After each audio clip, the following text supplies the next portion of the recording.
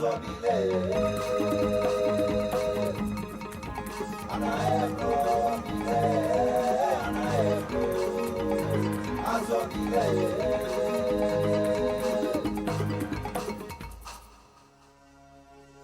as a pinhead or big as a dinner plate, multicolored or bizarrely shaped, spiders are extraordinary, supreme hunters among invertebrates and the Earth's most numerous predators. They are, too, nature's master silk weavers, but the stuff these small creatures spin for everyday use is strong enough to aid space technology.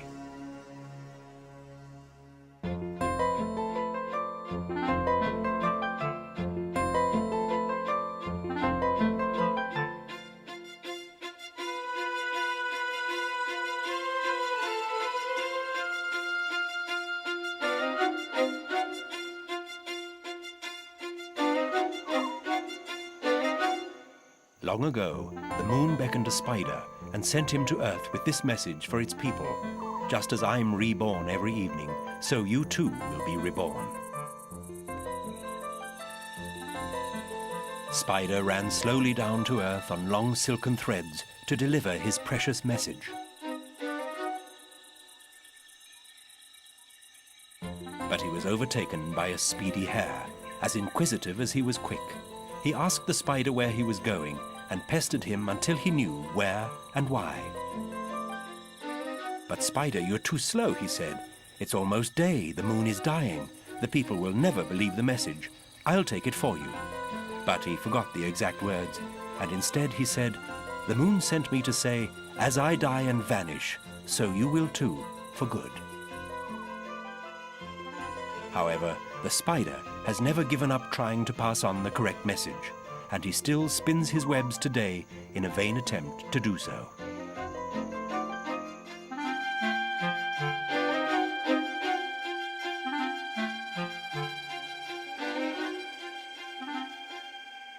Spiders may be bad at taking messages, but they're very good at surviving. They're extremely numerous and belong to the world's largest group of land animals, the arthropods. 2/3 of all spider families live in Africa, and their size varies tremendously, from a 12-millimeter community spider to something almost as big as a saucer and very hairy, a baboon spider.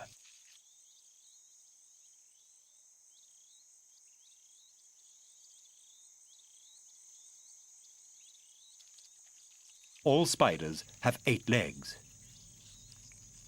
fangs, and they make silk, the delicate fiber that so typifies them. Spiders are arachnid members of the arthropod family, but not all arachnids are spiders.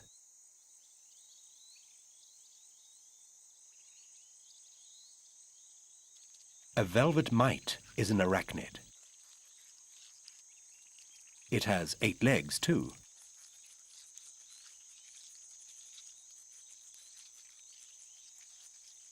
So does the solifuge, or red Roman, a creature with startlingly outsized jaws to chop up its prey.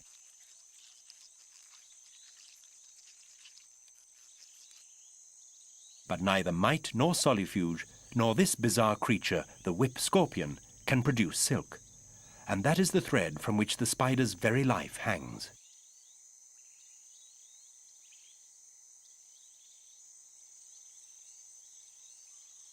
Like their fellow arthropods, the insects, spiders have an external skeleton. It's almost a suit of armor to shield soft, boneless insides, and an external skeleton can be molded into virtually any shape imaginable. A very visible difference between spiders and insects is numbers of legs and body parts. Insects have 6, not 8 legs, and 3 body parts. A spider only has 2. And all 8 legs are attached to the upper part of its hourglass figure, none at all to the abdomen, container for vital organs. Most spiders have 8 eyes, some 6 or fewer. Many have poor eyesight, but not a jumping spider. Its large middle eyes occupy more space in its head than its brain does. They work like a camera zoom lens, focusing on fine detail, while the rest spot movement with 360-degree panoramic lenses.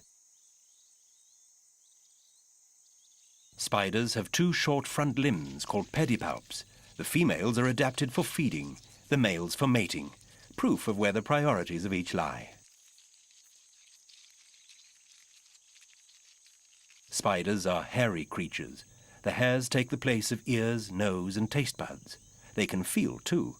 Like a joystick, each hair moves when hit by vibrations from predator or prey. Spiders are so sensitive to vibrations on the web, they can tell exactly what's moving where. Spiders are not the only silk spinners of the animal world. Silkworms supply an entire human industry with its raw material.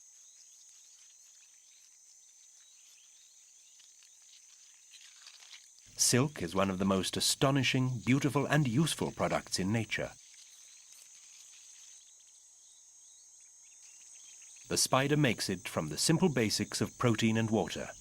Yet not even the latest science and technology can reproduce this exquisite product, manufactured in the spider's own miniature industrial complex, its abdomen.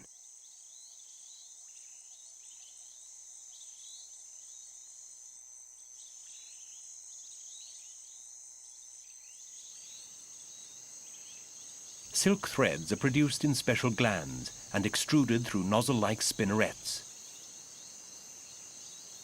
This baboon spider is using its spinnerets to position the silk, which is incredibly fine, and which has still not revealed all its manufacturing secrets to science.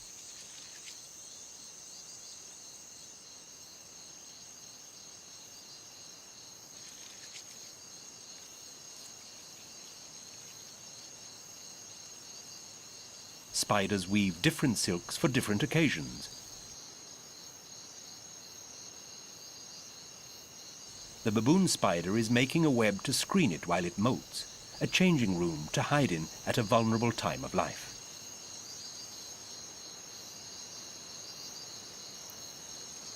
Once safely inside, it rolls on its back and begins to shed its skin, which cracks under the pressure of fluids pumped round the body by valves and muscles.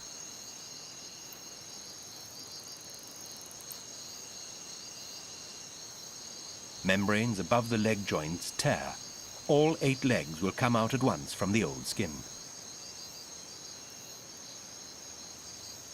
From the husk of the old fangs, new ones appear, pale and soft. The new skin comes with a fresh supply of essential hairs.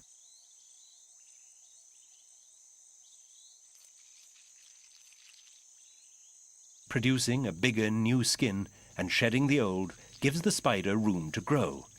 It will molt until it's adult, but a baboon spider can molt all its life, and that could be 20 years.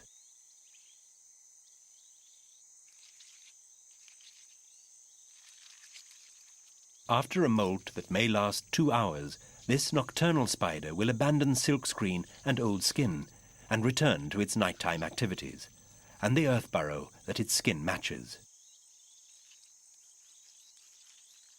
Some spiders that run around by day have a natural tan. Their new skin would darken as it soaked up the sun, and the pigments changed color.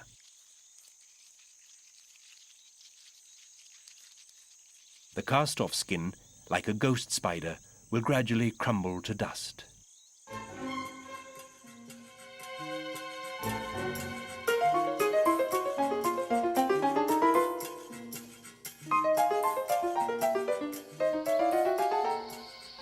A spider normally immobilizes its prey with one bite from needle-sharp venomous fangs.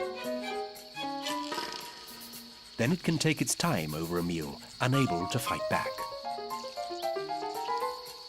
Most spiders catch their food in webs, but there are other trapping methods.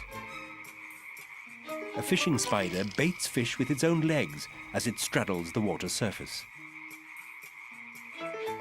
If a small fish comes to investigate, the spider pounces.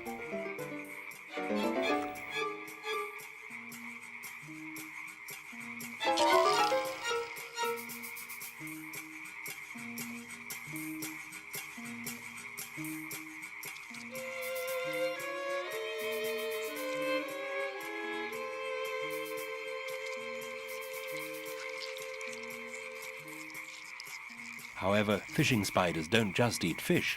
Anything small enough to come within range is chancing it.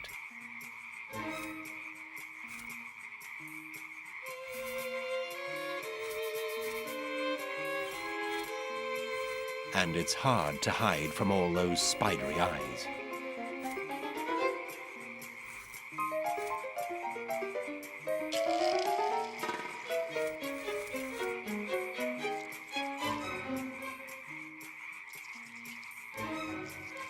The spider must try to keep its fragile legs away from the frog so it doesn't damage them or pull them out.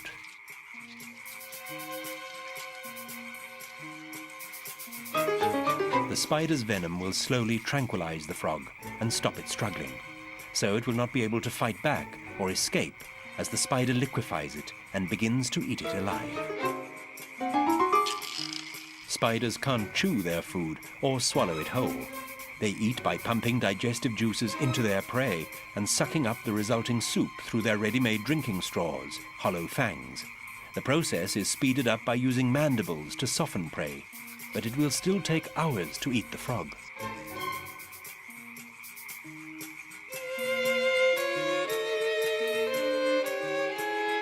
Spider venom is lethal to its prey, but so far as anyone knows, there have never been any human deaths from it in Africa. You're more likely to be struck by lightning than be killed by a spider.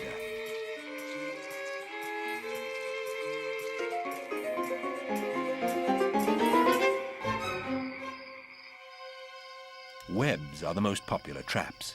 This one is a hermit spider's, and tonight it's reeling them in. Without its coating of sticky droplets, the beetle might trampoline right off again.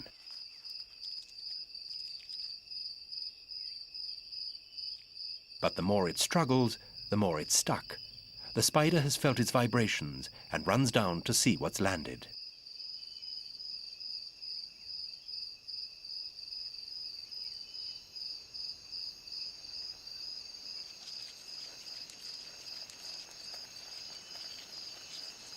Bitten and immobilized.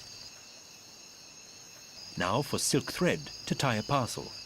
But it will have to speed up because there's only one thing better than a beetle.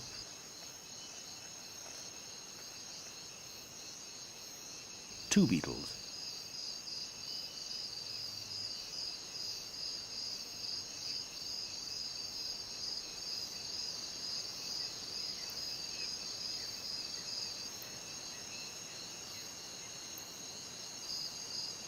A run of good luck can't always hold.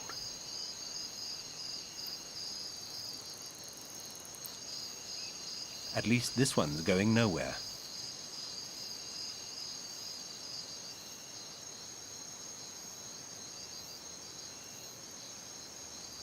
One neatly tied food parcel, which the spider now cuts free, ready to hoist up to its retreat.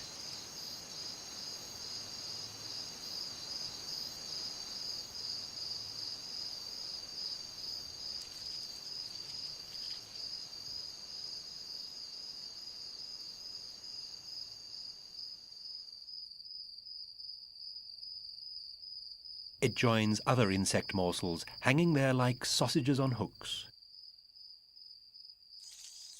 Tropical tent web spiders package first, bite afterwards. The spider gives a skilled demonstration of the art of high-speed shrink wrapping.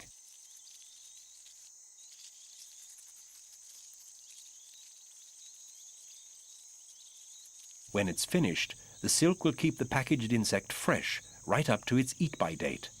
And just think, this cling film is totally biodegradable.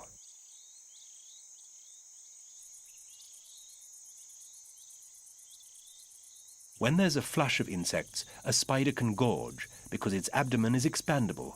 But when times are lean, it's able to slow its metabolism and fast for weeks if it has to. This spider has plenty of food parcels to keep the wolf from the door.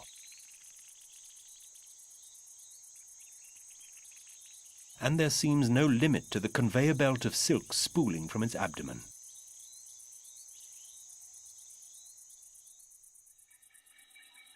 Eyes are this spider's key to a catch. It's no good taking a flying leap if you can't see exactly where you're going to land. Spot on, and it gets it right on virtually every jump.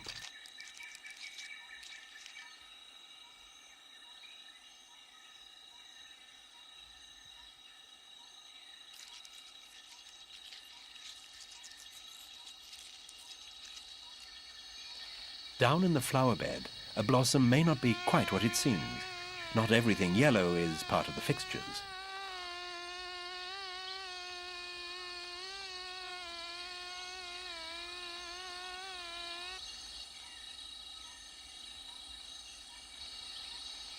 The fly has multiple eyes, but they haven't seen the danger, a motionless flower crab spider. Just waiting to give it a deadly hug.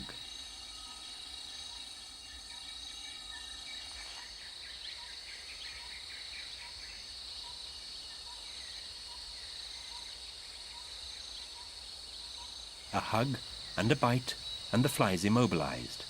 Almost immediately, the flower crab spider's injection of digestive juices gets to work.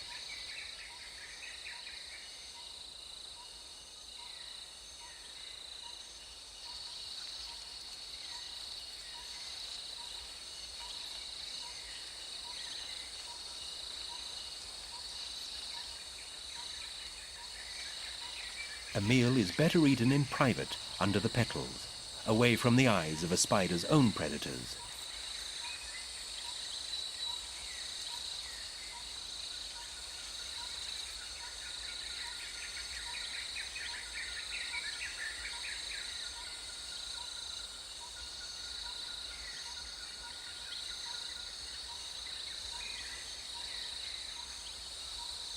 Not much fly left now.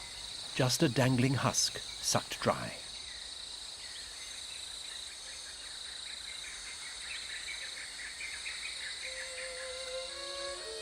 But the spider's evening has only just begun. There are bound to be other in-flight meals available.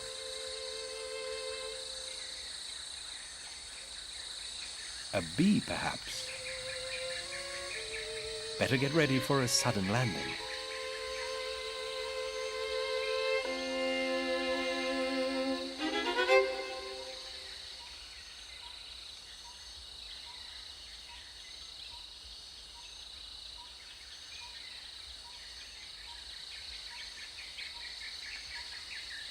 The bee fights for its life, but the flower crab spider has carefully maneuvered the stinging end as far away as possible.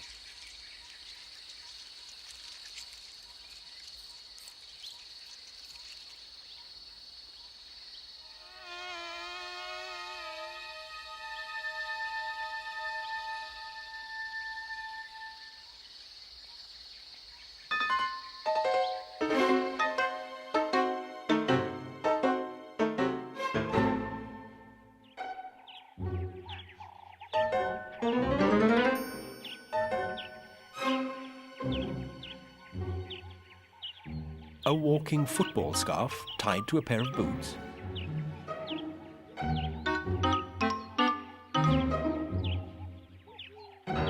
No, a caterpillar. In the world of invertebrates, there are many weird and wonderful ways of moving from A to B. Spiders have evolved a variety of ways of getting around to suit the places they live in. Unusually, they can only flex their leg muscles, not extend them. They put one foot in front of the other by pumping blood into the legs through muscles in the thorax, like a piston action. A grasshopper can flex its back leg muscles and make giant leaps from a stationary position. But a jumping spider can rival that. It leaps over 20 times its own length with incredible accuracy.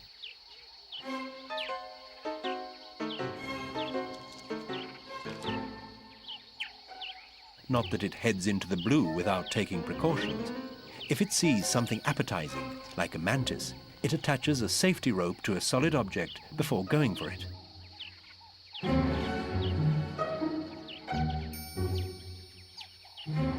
If the meal retaliated, the spider would have a safety line to free fall out of trouble. And if the next try succeeded, spider and prey would be held securely on the end of the line. Or maybe not.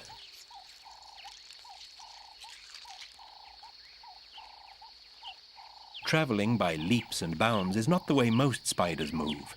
Many find just having to walk an uphill struggle.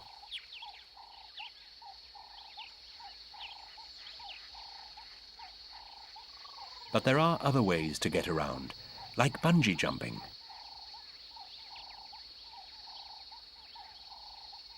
Spiders make bungee cords as they go. When they want to halt, they just pull the line sideways with a hind leg and stop producing silk.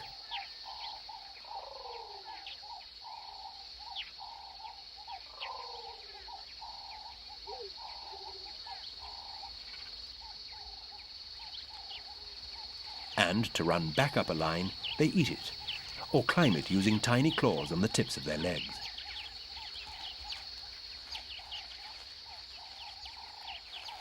These claws, and sometimes a thick brush of microscopic hairs, help a spider cling to the smoothest surface, or defy gravity and hang upside down.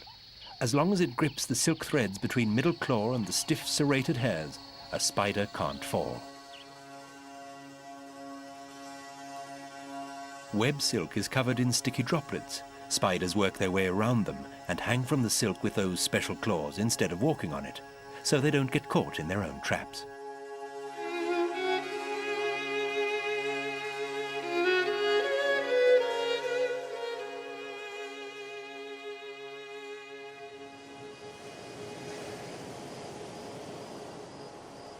Several 100 million years ago, the hard-bodied ancestors of spiders crawled from the world's oceans.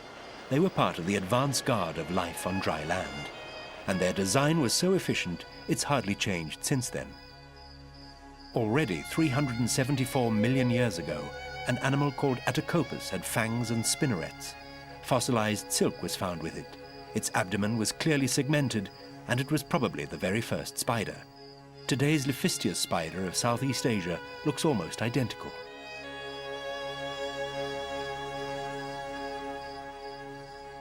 The spider's relatives, scorpions, are older still. Their earliest known ancestors lived 400 million years ago. They've changed so little, it's like looking at living fossils. Soft-bodied animals rarely become fossilized, so there are huge gaps in the spider record. But from the few that have been found, it seems physically they're very like their ancient ancestors. Only their behavior may have become more complex. Their production of silk goes on unchanged, and it's probably their most amazing attribute.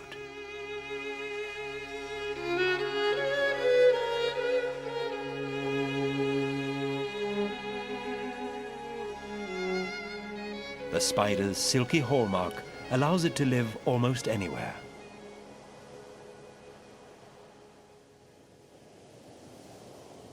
Even just below the high tide mark, along rocky shorelines, in the world of crabs, limpets, and sea anemones. At high tide, an intertidal spider stays under the waves in a watertight silk chamber fastened to something solid, an empty limpet shell, or in a crack in the rocks. And there it stays, bone dry, while waves crash overhead.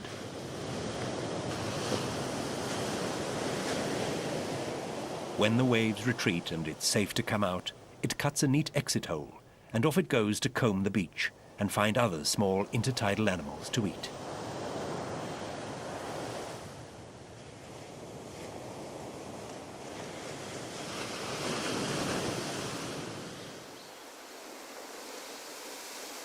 Rainforests are superb spider habitat. They buzz and hum with insects. They are storehouses of spider food. Dazzling spray and superfine web look like one. Easy to make a fatal air traffic mistake.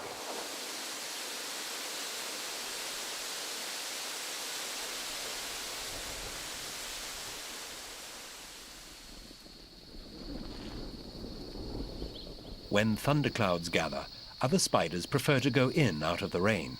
This hermit spider is about to live up to its name and shun the world.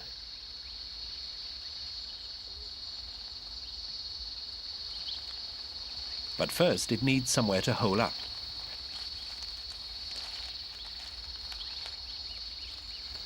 No problem for a skilled DIY tent maker.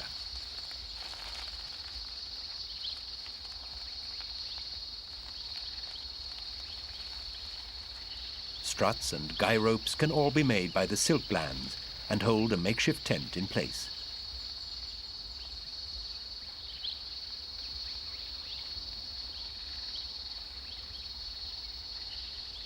The sticky droplets on the silk help glue the leaf.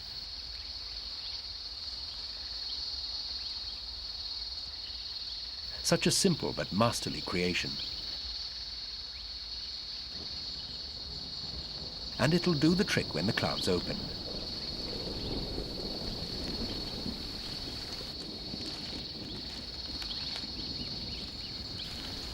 Down comes the rain.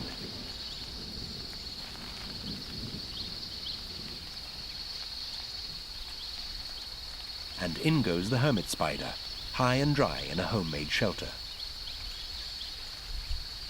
A shelter held together, like nearly all spider homes, by silk.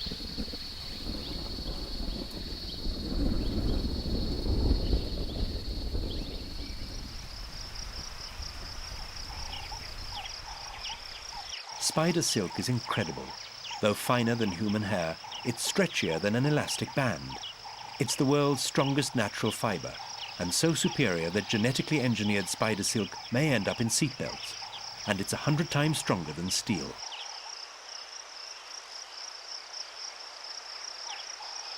Strength and elasticity, the product of a small animal whose engineer, mathematician, architect and builder.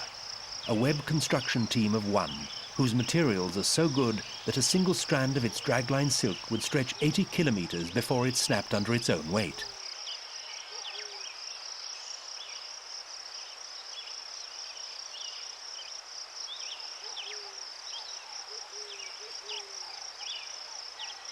A spider is a builder's spirit level on legs. It can weave with equal skill at any angle.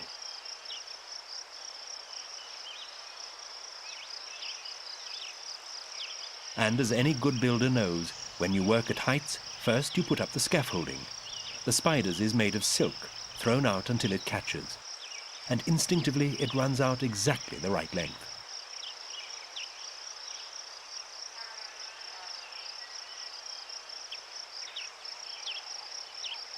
First, it anchors the main structural support, the bridge line, then the radial lines, the scaffolding crosspieces.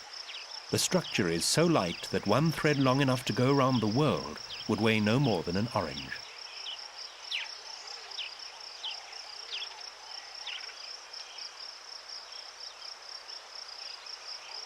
A spider can spin a web of 1,000 lines in less than half an hour, and an incredible quantity of silk may go into it. Orb web spiders use around 20 meters.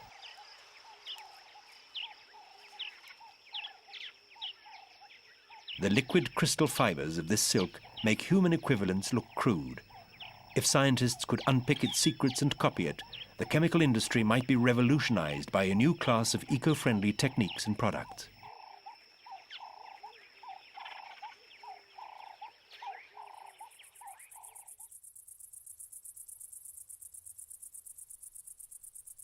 Most spiders live alone, but some species prefer company. This web in South Africa's KwaZulu-Natal is Spider City.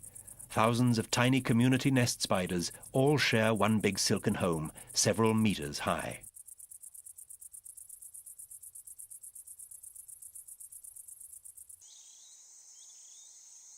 The stone nest spider lives in a very different residence. It's a safe house made of sand and bits of detritus. It keeps the spider hidden, but it's easy to run out for a quick bite.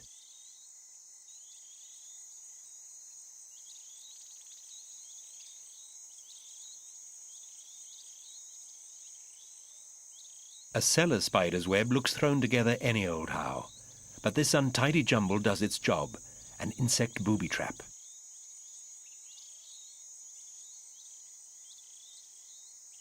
And it camouflages the spider.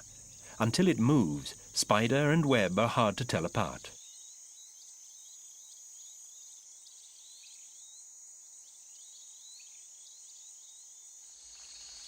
Baboon spiders keep all 8 legs firmly on the ground, or rather in it.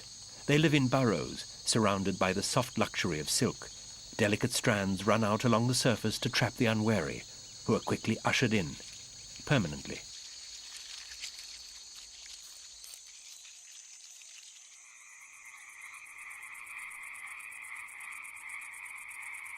And there's even a spider that lives on water. In fact, it can walk on it. The fishing spider has dispensed with webs. It doesn't need them because water transmits the vibrations of prey just like the threads of a web. The spider moves in, running sure-footedly on the surface film.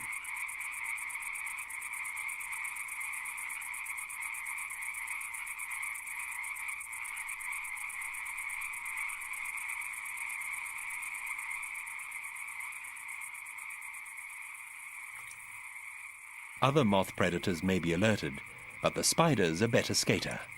Not even a passing frog will stop it getting its moth.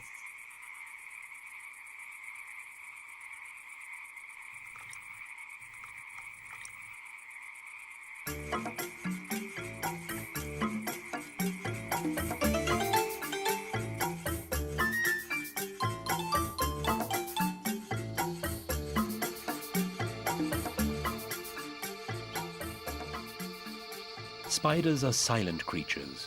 They have no voice boxes, so instead they communicate through touch, smell, display and vibration. And a vibration holds a world of meaning. Its frequency may tell these community spiders what kind of insect has flown into their ramshackle web.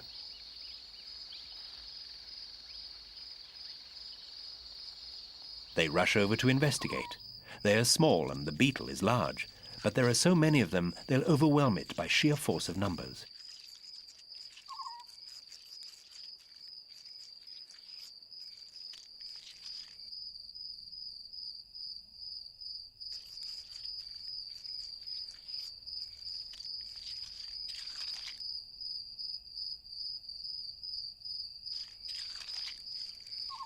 The tiny spiders talk to each other by plucking on the web and touching as they conquer this comparative Goliath.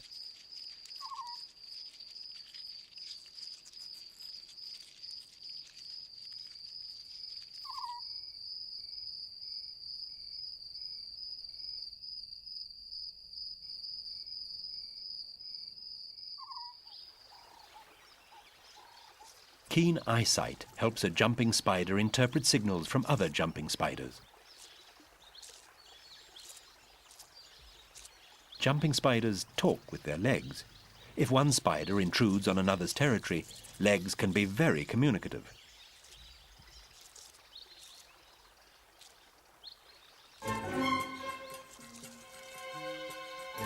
A jumping spider uses them to semaphore, just as a ground traffic controller uses flags to direct a taxiing plane. This is a ritualized sign language that both sides have no problem understanding. If the intruder ignores the signals, discussions may become quite heated. One of them will always back down. It's the safest course of action, as a threat is better than a bite. Spiders are not immune to each other's venom.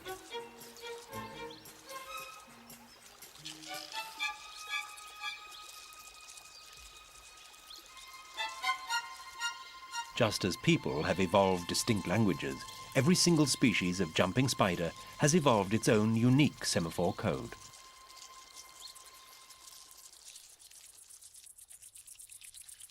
Clear signaling is vital in courtship, particularly if the female is much bigger than the male, like golden orb spiders. Their courtship can last 15 hours, so the female anchors herself firmly for the duration.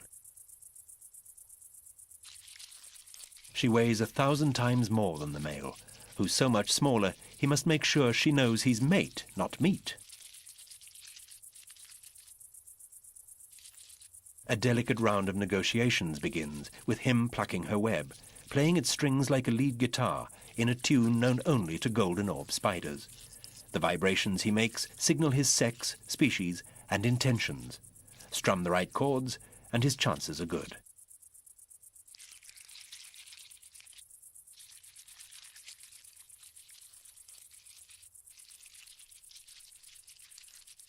But get his notes wrong, and his audience will have him bitten, wrapped, and eaten right there on stage. After the music comes the hesitant caress, but she isn't in the mood yet. More strumming is needed.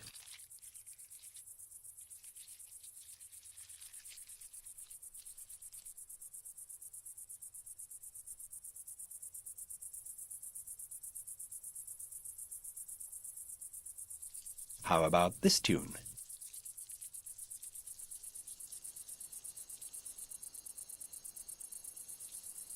That did it. She's calm and quiet, as if entranced. But now for the really dicey part, the actual mating. And this is where he must brave the jaws of death.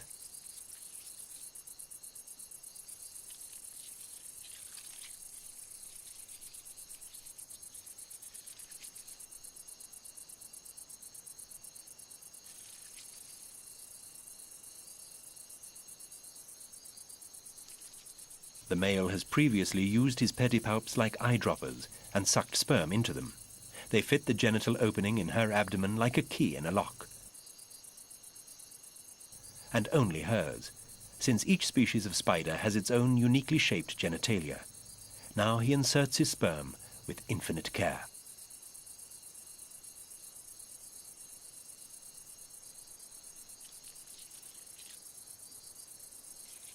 The show's over. Time to run, as she'll snap out of it fast and may feel hungry. Ex-partners do get eaten. However, the males of many species are genetically programmed to die once they've mated, having fulfilled life's main purpose, to procreate.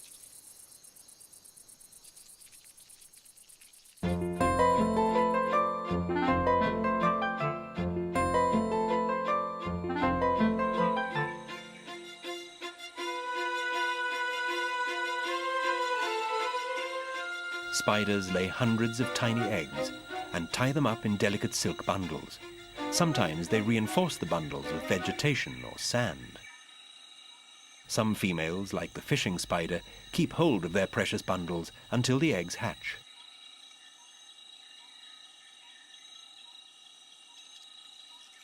A female rain spider has mated and is about to lay her eggs. She'll wrap them in a silk parcel and then probably in leaves for camouflage.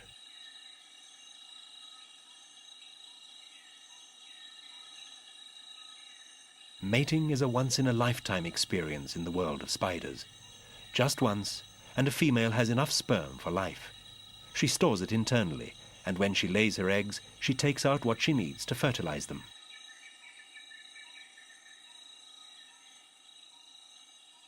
After she's laid and wrapped her eggs, they'll take 2 weeks to hatch.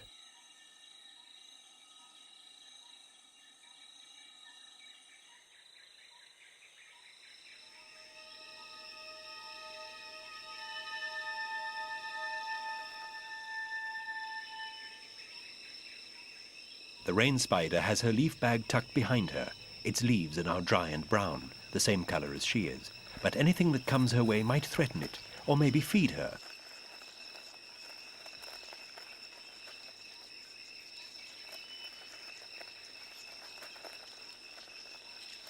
Definitely not a meal, since the tiger beetle squirted its way out of trouble with a foul-smelling liquid, and the rain spider tries to clean this off with her pedipalps.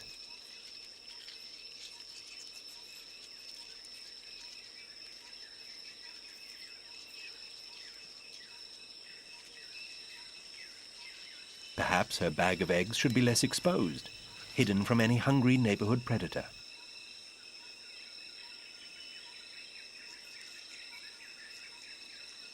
The rain spider prepares to take it to higher ground and goes off to look for a better hiding place.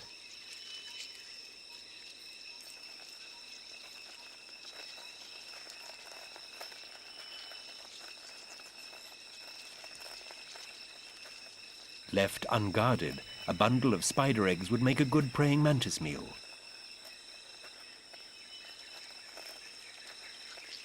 But their guardian won't be away long.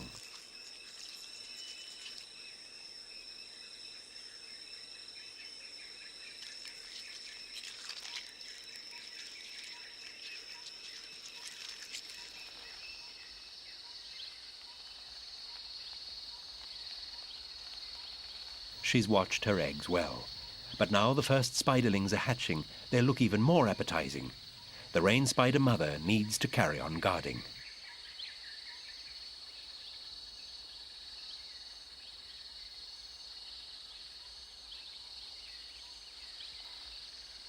This is a very bold mantis.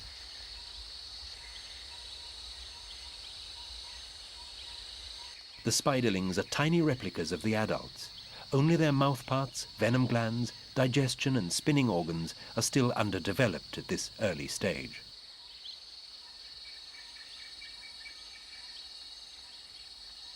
Once they've absorbed the last of the egg yolk and have developed fully, they'll start to feel hungry, so they must disperse or they'll begin to eat each other.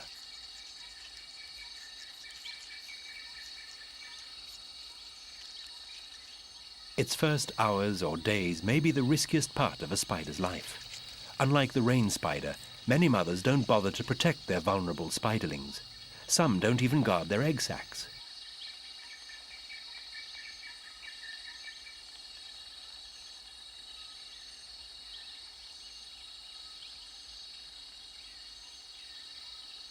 A spiderling that takes the wrong path may find it leads to a hungry adult of another species. Or it may have the bad luck to find an older sibling from a first egg sac is still there when it emerges from their mother's second egg sac.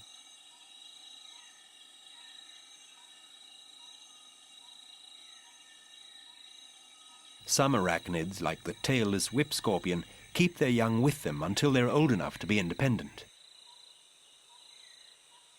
It can be a ticklish business being an arachnid mother. Piled high on her abdomen is the safest place for a featherlight clutch, until each feels it's time to leave home.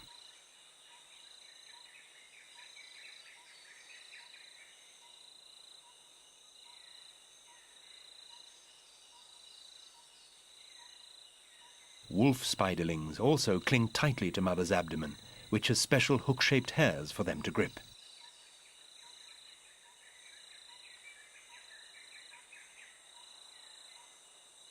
A female cellar spider holds her egg sac in her mouth until the spiderlings crawl out and park themselves on her head. They'll need to molt nearly 10 times over before they reach her adult size. On their first visit to the big wide world, they meet termites and a praying mantis. The termites perhaps view the spiderlings as a threatening horde, but the praying mantis is another matter.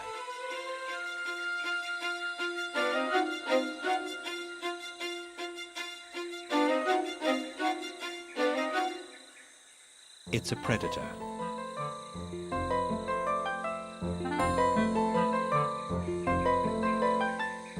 The spiderlings are now old enough to produce silk, and they use it to try and neutralize the termites. The mantis is out of reach, but fortunately seems confused by the mass of tiny bodies. The spiderlings will live, at least today.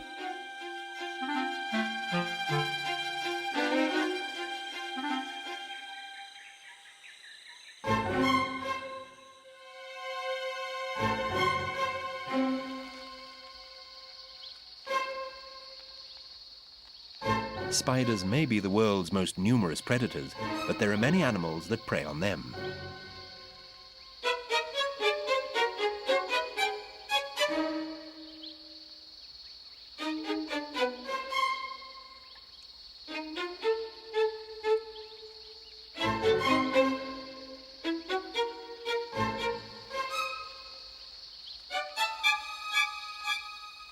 Being a distant relative of this venomous creature is no guarantee against fetching up in its jaws.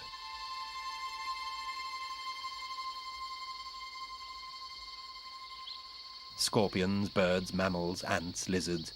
A spider has a long list of enemies.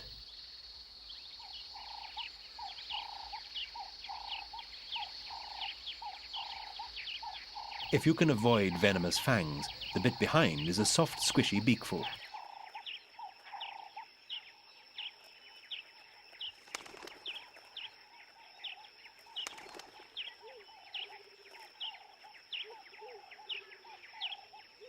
And since there are big spiders that eat tiny birds, perhaps this is poetic justice.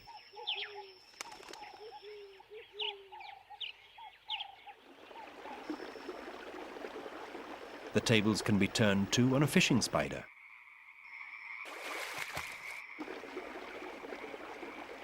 A narrow escape, and now the spider defecates to screen itself.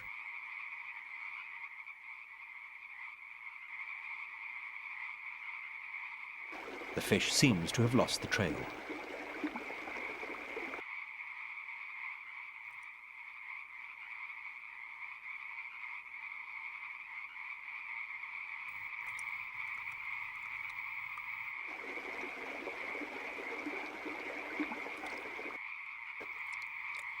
Natural to want to run, but a dead giveaway. Dangling legs baited the wrong size fish.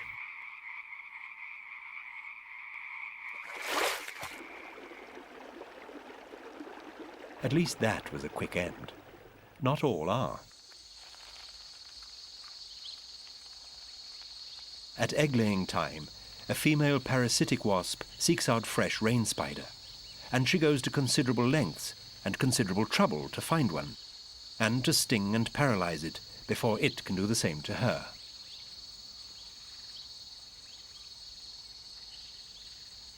She will also vigorously defend her spider. She has the needs of her young to consider.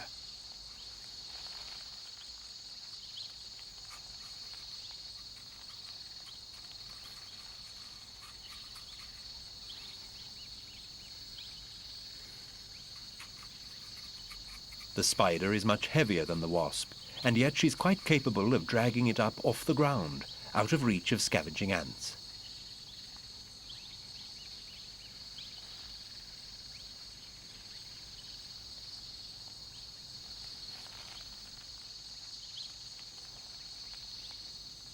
The coast is clear, back to her Herculean task.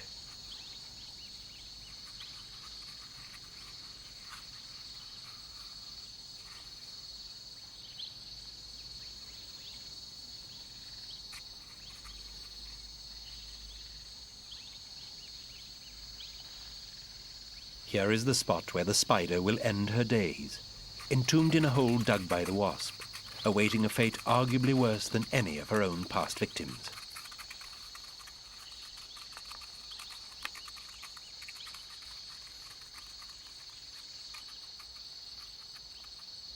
The wasp will bury her alive, lay a single egg on the spider's body, and seal her tomb. When the egg hatches, the wasp larva will grow fat on its own private store of spider, leaving the vital organs till last, to keep it fresh as long as possible.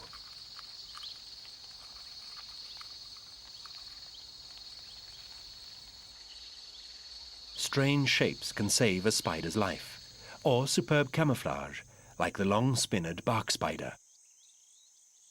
It also has a flat body that casts little shadow. Zigzags on an orb-web spider's snare may confuse predators, so they miss the spider sitting in the heart of its web.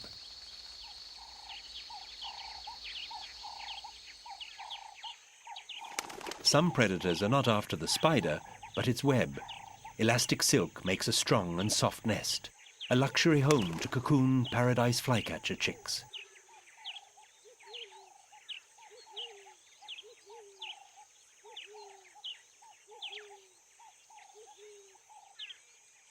Spiders are generally misunderstood and unloved, yet many are beautiful or beneficial.